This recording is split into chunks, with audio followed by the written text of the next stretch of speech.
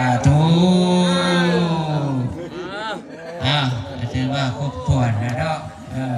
บัดนี้จะได้มอบเข่ามอบควันในแก่บรรดาทานเอาจับอย่าฟ้าวางเด้ออย่าฟ้าวางอย่าฟ้าวางฝ่ายเด้อเมื่อนี้ก็ครบถ้วนบริบูรณ์ดีแล้วนะได้ฝึกบายสีภาควันเป็นที่เรียบร้อยบัดนี้ผู้ขาจะได้มอบเข่ามอบควัน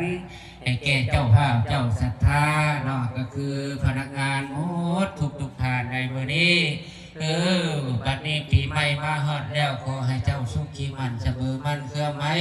ความเจ็บและสุใดความไข่ยาสูมีไปทั้งรถก็มีผู้ช่วยเหลือไปทั้งเรือก็มีผู้ช่วยพายเงินคำแก้วผู้รักมาให้ผู้ไว้มาปั่นมาบ่ทันพอห้องพอให้สา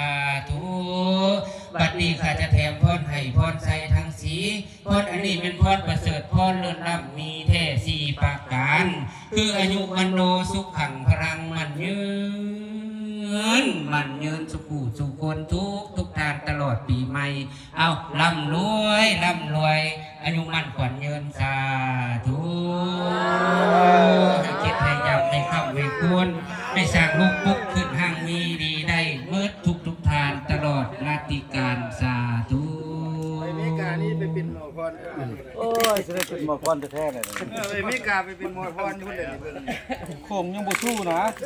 โคมไก่ร้ายใช่นี่เลยวะนะเอาหัวหน้ามาก่อน โคมไก่ร้ายหัวหน้ามาก่อนเลยหัวหน้ามาก่อนอาจจะหน่อยนะอาจิตจะหน่อยนะ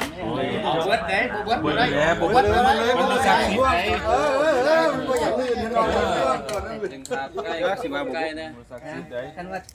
ว่านักกระจกสว่างลุงก็ได้เด้อคันนักสว่างก็ได้เนาะ